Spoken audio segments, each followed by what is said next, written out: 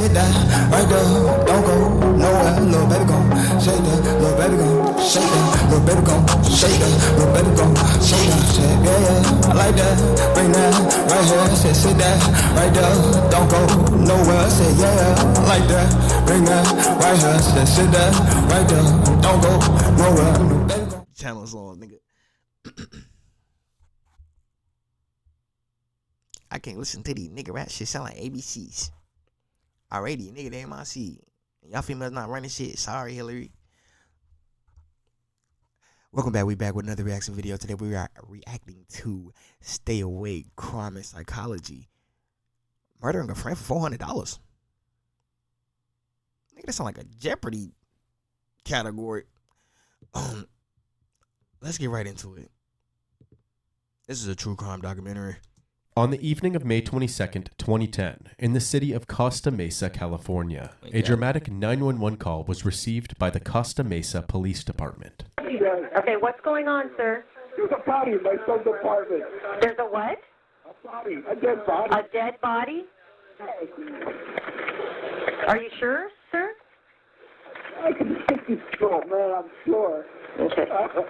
Jesus, she's cold. Okay, hold on just a minute. Is it someone that you know, sir? I have no idea who she is. God, I don't know what's going on. Does your son know who it is? He's not here. Jesus, honey. Okay. Do you know where your son is? I know you're the start because you just found a dead body. I get that. You talking about Jesus, lady? Sir, that's a reasonable question. That question's reasonable. No, I don't. I told you. So sorry. Okay. Just keep breathing for me, sir, okay? Where in the apartment is she? She's in the bedroom. She's got victim of sexual activity. She's dead. There's blood from her head. I trust you just to see if she was cold. Your son's There was cooked. blood from her head? Yeah, honey, I don't know what to say. Okay, just stay in there, okay? I No. seriously, Jesus. It is, but is it clear it is? The victim that is being described to dispatch is 23-year-old Julie Kibuishi. Her body had just been discovered, lying next to a bed, surrounded in a pool of her own blood. I'm still here, sir. I'm not going to hang up, okay? Until there's someone there with you. Is anybody else in the apartment besides you? Oh, no. No one else is in there? Yeah, there's somebody there. Okay. Oh, police. Who are you? Sir, who are you talking to now? Pick up, please. Just go. Just go. You've been trying to find him all day. Jake, I'm telling you. Just go. You're not here. Just go. I don't know. Just go. Just go. I got the cops coming. You sound like Jake. Go. Who is that you're talking to? One of the Roommate, probably? One of your son's friends? No. Has Jake talked to your son today? No. I don't need you on the line, okay? I don't need you on the line. I'm good.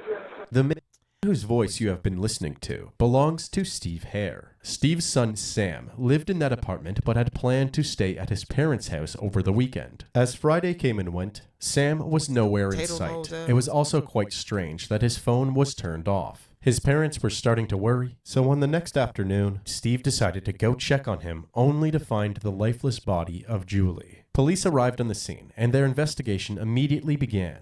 Besides some empty beer bottles on his porch table, the rest of the apartment was relatively clean. There was a wedding invitation on the kitchen countertop from a couple that Sam must have been friends with, Dan Wozniak and Rachel Buffett. Police noted to investigate this couple at a later time. In relation to one. Now, they moved on to the bedroom where the crime had taken place. To the right of the bed was a small tactical knife sitting on the bedside table. Amongst other items, there were several books, one of which was a soldier's handbook, a guide to military values and skills. To the left of the bed is where they found Julie. She was lying partially on the bed in a praying position with her knees on the floor. A message was marked on the back of her shirt that said, "All yours, f*** you." There was a large open wound to to the back of her head, but untouched sitting on top of her head was a tiara. She had met up with her brother Taka and his fiancée for dinner at a local Thai food restaurant the night before. They had asked her to be a part of their upcoming wedding and gave her said tiara as a gift. While they were investigating the apartment, they began to hear a muffled Taylor Swift song coming from somewhere in the room. They followed the noise and they discovered Julie's cell phone with notifications available to read on the lock screen. They then sifted through these messages. They found out that on the night before, Sam had sent her a multitude of messages. These messages started off normal, with a text saying, "Helping Dan," then headed to the folks for the weekend. However, a couple of hours later, his tone shifted to a more perturbing one. "Can you come over tonight at midnight alone? Very upset. Need to talk. I'm dealing with some bad family crap. I don't want to be alone. Please don't tell anybody. Please. Please. No sex. I just need to talk." Julie then responded with, "I'm here for you like family." Investigators wanted to know more about Sam before they jumped to any conclusions. As it turns out, Sam was actually an Army veteran who had served time in Afghanistan. He was deployed to one of the most dangerous territories, stationed at Camp Keating. However, being a war hero often comes at a toll. His friends said that he was showing signs of PTSD when he came home. Sam and Julie had recently started dating shortly after Julie began tutoring him for an anthropology course. That explained why Julie was in Sam's apartment in the first place. However, detectives felt that the most important detail about Sam was that Sam was charged and tried for murder once before. He was accused of luring his friend into an area where gang members then shot him. But Sam was found not guilty and was acquitted on all charges. With this background information on Sam, investigators now had what seemed to be a cut-and-dry theory. Sam, who had been exposed to crime in the past, had been drinking and possibly using other drugs as well. He then had a psychotic episode as a result of his PTSD and proceeded to assault and kill Julie. He then fled the scene.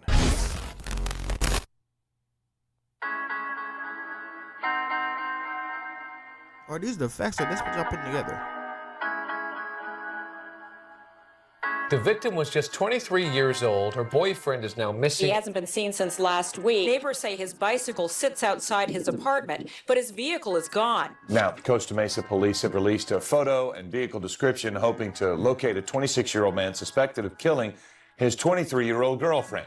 Police issued a photo of Sam and a description of his car. They told the public that he was potentially dangerous and to call 911 if they had any information on his whereabouts. Sam remained MIA for over a week. Meanwhile, police continued to question everybody involved in Sam and Julie's life, including Dan Wozniak and Rachel Buffett, the engaged couple whose wedding invitation was found on Sam's kitchen countertop. Police knew that Sam had been with Dan just hours before Julie's murder after finding messages on Julie's phone.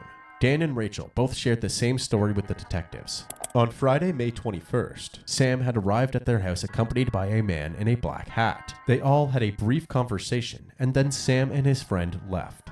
That was it. That was their entire story. While working to corroborate this story, law enforcement was hitting dead end after dead end. However, Sam's dad, Steve, was doing his own investigation. He gained access to Sam's bank account and realized that there was account activity since he had gone missing, as somebody had withdrawn cash from the account 20 miles away in Long Beach. They tracked this activity to the specific ATM and were able to obtain footage from the exact time that Sam's card was being used. However, the person using the ATM wasn't Sam at all. It was a younger man, possibly a teenager. The card had also been used at a pizza place in Long Beach. The pizza place cooperated with law enforcement and provided the address that the order was sent to. Worried that a panicked and dangerous veteran may be there, police conducted a fully fleshed out raid on the pizza purchaser's home. A helicopter circled above the address while a SWAT team with their guns drawn approached and knocked on the door. 17-year-old Wesley Freilich answered, the same teenager seen in the ATM footage.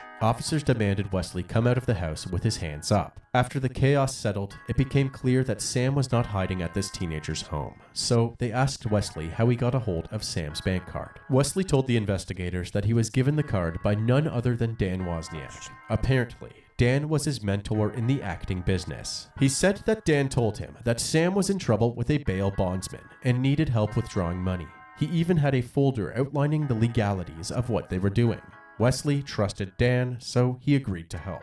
There was something that Wesley found odd. Dan stated that he needed to wear a black hat. He then began withdrawing $400 at a time and delivering the cash to Dan, which explained the recent bank activity. With this new information, the narrative quickly shifted to Dan being the prime suspect in both Julie's murder and Sam's disappearance. When they reached out to him and asked him to answer some questions at the police station, he told them that his wedding was in 2 days, and that he was too busy having a sushi dinner for his bachelor party. Officers then went to the sushi restaurant and confronted him. Dan reacted immediately by saying he was sick of covering for Sam and that he would tell the police everything. So they brought him back to the station for questioning, and his fiancée Rachel followed once she received the news. Go ahead and have a seat. Yes, sir. I need to start from the beginning. Yeah. Friday morning, I woke up and got a call from Sam in the morning who said, "How serious are you about this?" And at the time, I was looking for a little bit of money, so I said, "Very serious. It can't work." She said, "Okay, what do we need to make it happen?" What Dan is talking about is a scheme that Sam had allegedly concocted. The plan was to get 17-year-old Wesley Freilich to withdraw cash from Sam's bank account, which Sam would then report as stolen. Once the bank reimbursed Sam for the stolen cash, they would then divide the cash up between the three of them. Dan then explained exactly how he instructed Wesley to pull it off. I said, "Okay, Wesley, here's what we're going to do. I've treated like I was a co-op guy, pretending to be an actor." So I said, "Here's what you need to do. I'm going to park across the street," and I parked. It was across the street from the bank, so I wouldn't be seen. I was avoiding. I said, "What you're going to do is get out, grab your skateboard, go over there, enter the PIN number, take out $400. Because I heard it was the max that you could take out.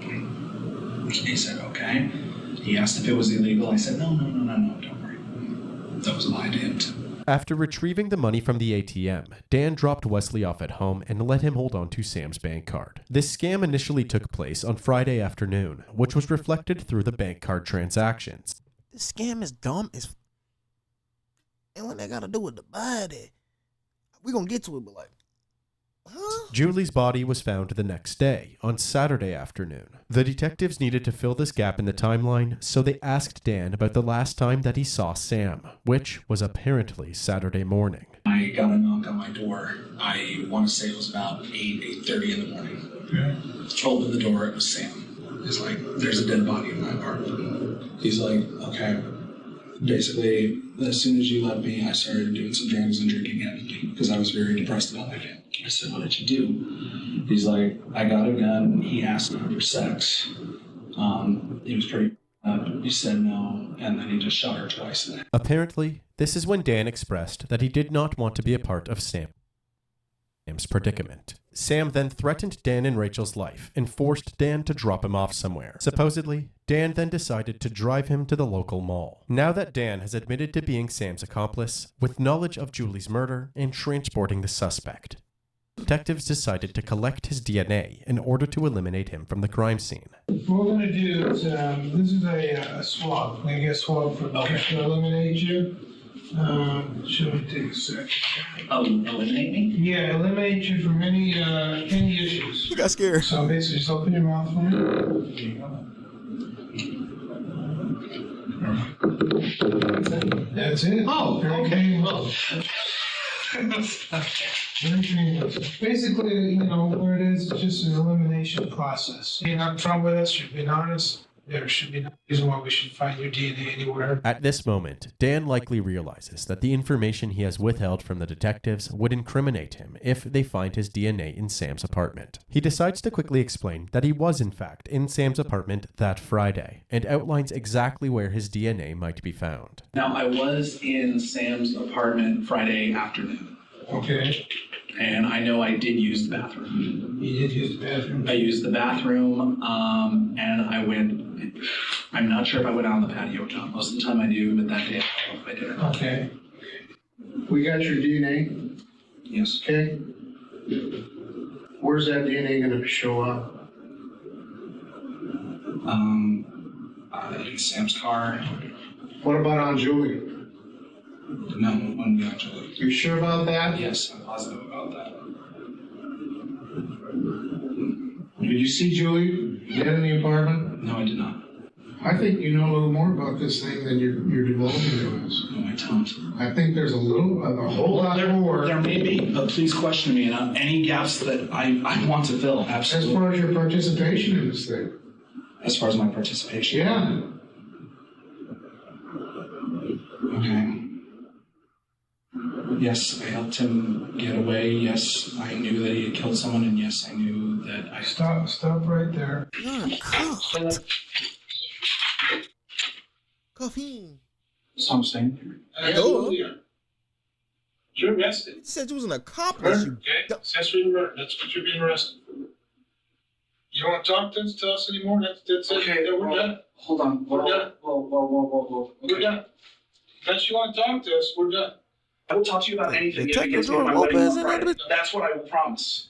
Anything you want. Go ahead, we're listening.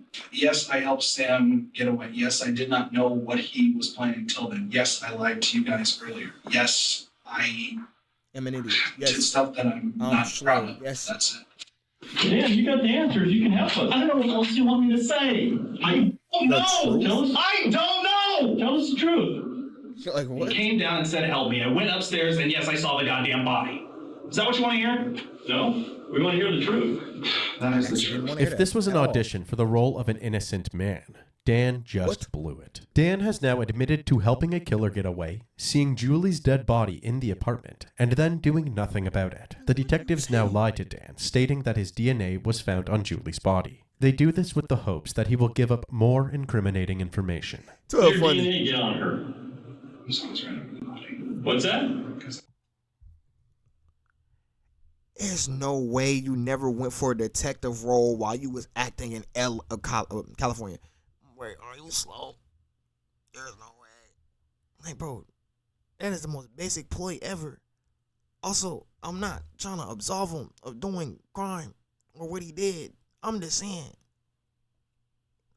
if you're gonna be a criminal, but you gotta be smart, bro. Be slow. Sounds right over the body. Okay. So how'd your DNA get on her? That I don't know. DNA doesn't just fall off. I don't know. Okay. I didn't touch her. I didn't do anything. What did you see? Saw 2 gunshots in her head. And I saw her pants, like, ripped and cut. And I saw, like, you written on the back of the shirt. Where were the 2 bullet wounds? I don't know. Sam said he shot her twice. Okay. And But I didn't see. You just told us you saw 2 bullet wounds. You were standing over. No. Okay. Whoa, stop. Over the body. How did your DNA get on? I was standing over the body. I saw 2 bullet wounds to her head. Exactly what you said, Dan. You can't even keep your lies straight. The reason the detectives are drilling Dan for the 2 bullet hole statement is because they have already seen Julie's gunshot wounds and are aware that Dan's claim to have seen 2 bullet holes is unrealistic. The wounds to Julie's head were nothing short of gruesome, and clearly distinguishing 2 separate bullet holes through the mess of hair, blood, and brain matter was impossible without further examination. There are only 2 people who would know such a fact after a first encounter: the coroner/forensic pathologist and the person who pulled the trigger. You're done? Instead of escorting Dan to a holding cell, they brought in Rachel Escort to him to ask him jail. questions herself. You can go over and sit right there. So when was the last time you really saw Sam? What happened? There's nothing he can do at this point to Sure, make absolutely. it better. Absolutely. He can be truthful with us and truthful with you and truthful with everyone. The questioning wasn't going anywhere, so they decided to bring Rachel into another room and question her on her own. She explained that Dan had borrowed money from loan sharks in order to pay their rent, and he would be in danger if he didn't pay them back. Apparently, on the day that Dan was expected to pay the money back, Sam stopped by in the morning and the 2 went for a drive. Dan ended up returning alone with $400. He told me the people were going to come break his legs, and he was scared out of his mind. He came down to the apartment because he was going to give Dan a ride. He had $400 somehow on Friday. After this interview, Rachel was free to go, and Dan was escorted back to a holding cell. Later that evening, Dan placed a call to Rachel from the police department. This is that phone call. What did you do? I helped Sam cover some stuff up and helped him get some drugs. That's it. I didn't murder anybody. My mom's working on canceling all the wedding plans now, and I just talked to Tim, and I need to make a phone call to the detective now. Tim says he has evidence with them, or he knew where it was or something. Then I'm doomed. Do you know that Tim had some evidence? Yeah. Oh, God. Oh, God. Oh, God. The evidence that they are referring to is a backpack full of Sam's bloody clothes, his wallet, and his phone. Dan gave this bag to his brother, Tim, so he could dispose of it and prevent the cops from getting their hands on it. Police later found this bag thrown over Tim's fence as a last-ditch effort to quickly hide the evidence. This is ridiculous, and I have to go tell the detectives the truth. Baby, no, don't, that can't be found. W-wife. Babe, listen to me. I'm going to go do something right now, and you're not going to see me for the rest of your life. Do you understand that? This nigga about to... Hey, he about to unalive himself. He's bugging. Well, not bugging, but like he's bugging. It kind of is over. Why was you telling your wife this? No. I have to tell the truth on what I did. Oh, and I think you now know what it is. I'll go to that extent. Imagine the worst, and that's what I did. I love you, baby. I'll be right there. Okay. What's she gonna leave Following you in 2 through years, with his bro? word, Dan requested to speak with the detectives once again. Okay. Talk to us. What do you have to tell me?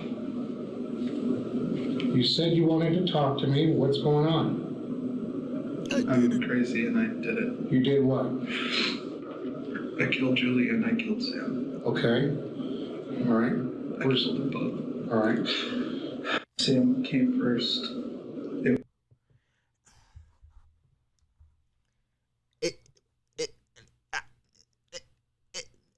No.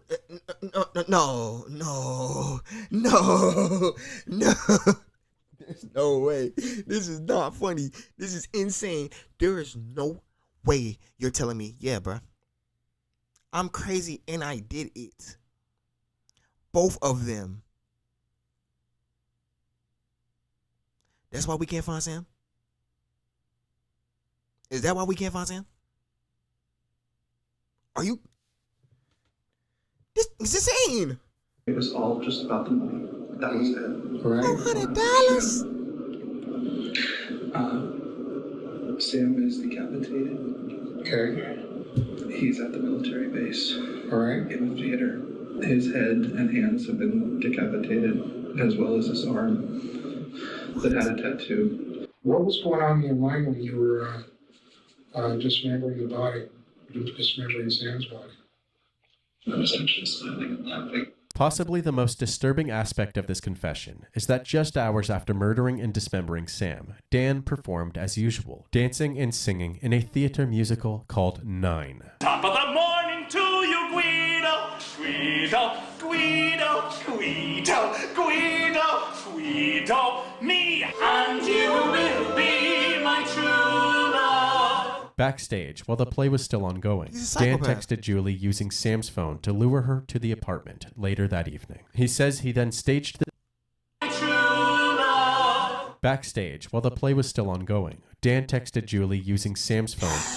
Now it makes sense. And now it makes sense. I'm like, bro, the text don't make sense. Then him saying that text didn't make... Him saying what he said when the text said otherwise didn't make any sense. Well, you couldn't even remember your own cap. To lure her to the apartment later that evening. He says he then staged the scene to frame Sam. The next day, he disposed of Sam's body and proceeded to give another performance. See what I mean?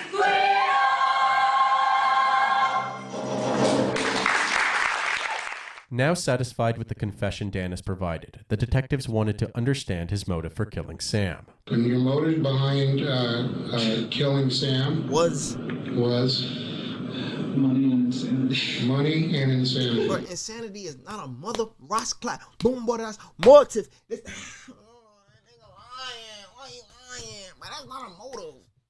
It's not a motive. It's not a motive. It's not a motive.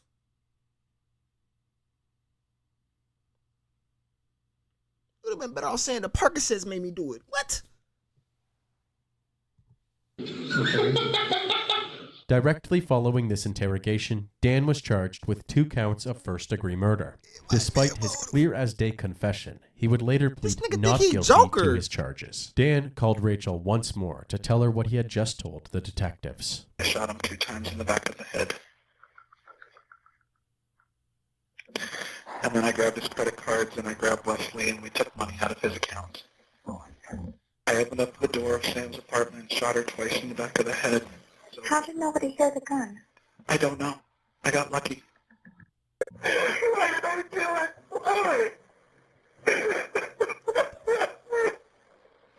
This nigga's I love you, baby.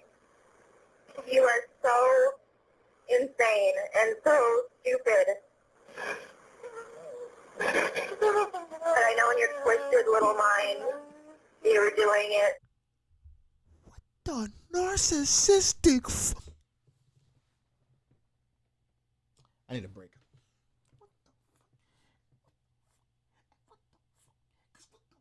It don't make sense. It doesn't make sense. None of this makes sense. Hey, these niggas is living in the anime. Cause ain't no... Shorty said, I love you. I don't have a problem with that. That's your man. Do you? Then proceed to say, you're insane and stupid. But it sounded lovingly. But I didn't want to say anything. Because I'm like, okay. But I know in your twisted little mind you were doing it because you wanted to be happy with... Shorty, are you reading off of a script? Or are you on prescriptions? She's crazy too. Yo, she's a narcissist. She really said, yeah, you did it for me. Arrest her too! You wanted to be happy with me. And I hate you for screwing it up. Shortly after the details of the killing went public, a man contacted the police with another story. The man's name was Chris Williams, and he was another struggling performer. He said that he was friends with Dan and Rachel, and he was actually the one who had lent them the loan shark money that Dan needed to pay back. Apparently, Chris had provided Rachel and Dan $2,000 of his own money. He then told them that it was from dangerous people to help guarantee that he would be paid back. This means that on the day of the murder, Dan did not owe any leg-breaking loan sharks money. He actually owed Chris. It also turns out that on that day, Chris, I get it. You wanted your money back. But at the same time, brother, you got to understand, I ain't going to give you no money back. If I don't lend out money, you plan to see again, respectfully. Also, but you got little buddy smoke for that? Unalive for that? You're a troll. You were trolling. Tell him you're trolling.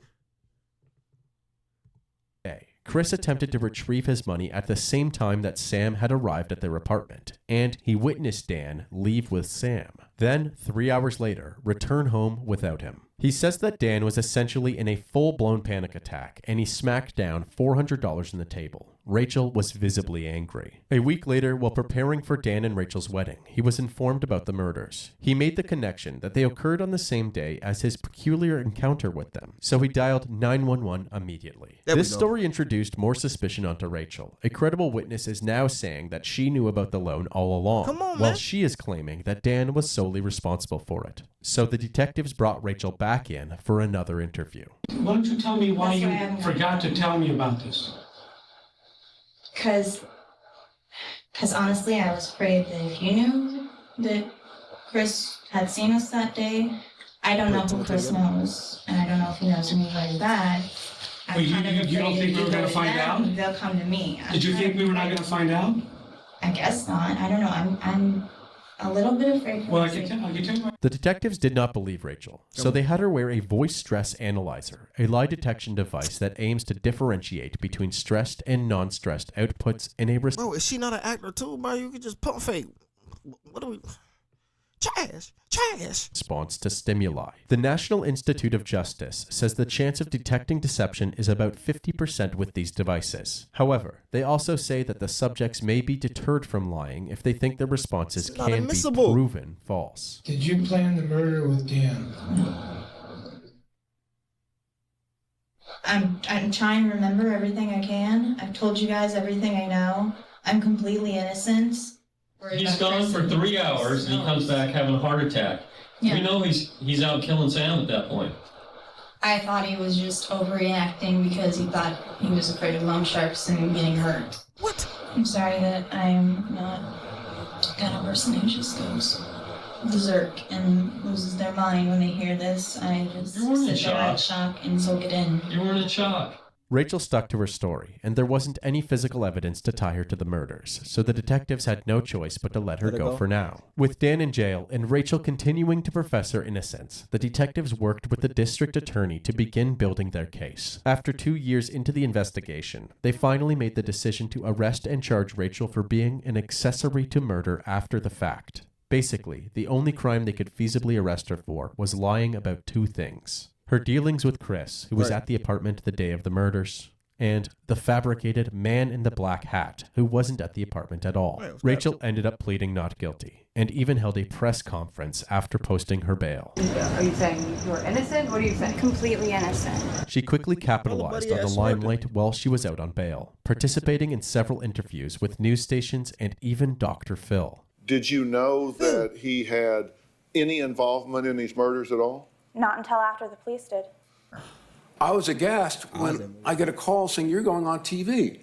That offends me. I understand, and maybe I made a bad judgment call by coming on here, but I didn't come out when everything first happened and said, oh, look at this horrible situation, I'm the victim. You didn't see me selling my story to Hollywood to make a movie. Not yet. Rachel wasn't the only one taking advantage of the spotlight. While in jail awaiting his trial, Dan took part in an episode of MSNBC's Lockup, where he seems to recant his confessions. I want people to know that I'm a good guy. I enjoy long walks on the beach. I'm an Aries. Dan began his turn in court. Orange County Senior Deputy District Attorney Matt Murphy urged jurors to impose the death penalty for Dan. How many layers of awful do we need before the death penalty is appropriate?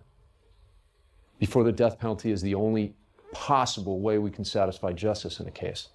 He did not care about those people.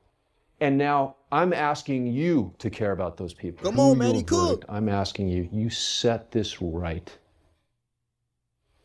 You take care of business when you go back there. You take care of business. Thank you. In response to the prosecution, Dan's defense team said it was really Rachel who had manipulated him into committing these atrocious acts, and therefore Dan should not be met with the death penalty. On January 11th, 2016, after less than an hour of deliberation, a jury recommended the death penalty for 32-year-old Daniel Patrick Wozniak.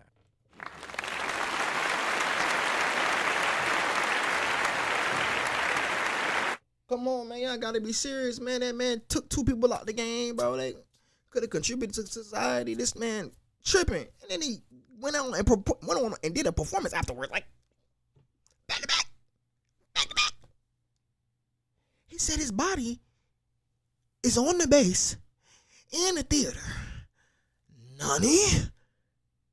But you cut that man up like he was fish. Are you okay in the head? I didn't want to admit that I did it. First he capped and said, yeah, I helped him with a drug deal. Like, bro, okay, where is he?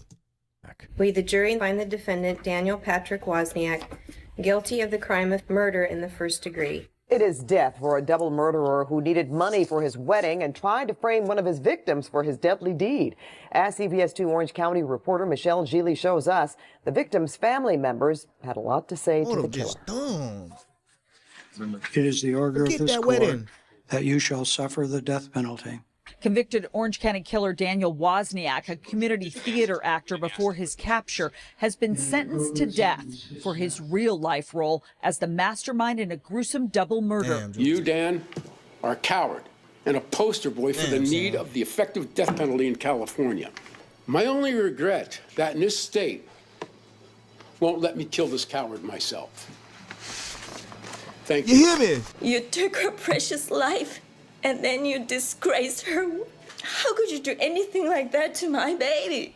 Dan was sentenced to death, but is currently residing at the Salinas Valley State Prison. As for Rachel, she went to trial in September of 2018, and her defense attorney tried their best to explain the flaws in her timelines and details. After 5 hours, the jury came back with a verdict. We, the jury, in the above entitled action, find the defendant, Rachel Mae Buffett, guilty. In the end, Rachel Buffett was sentenced to 32 months in prison and around 5...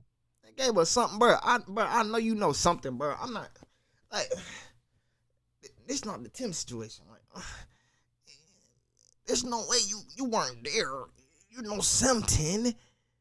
And then you try to cap with them. Oh, they were loan sharks.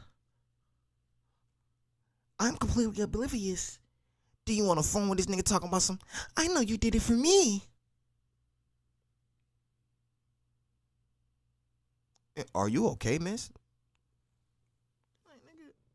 5 of those months were shaved off due to time served while awaiting trial. She was then released in 2019. Also in 2019, Governor Gavin Newsom signed a moratorium on the death penalty in California, which means that Daniel Wozniak is not allowed to be killed via lethal injection as previously planned.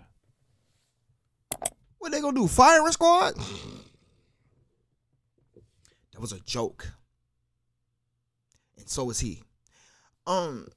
That was the end of the episode. Murdering a friend for $400. $400.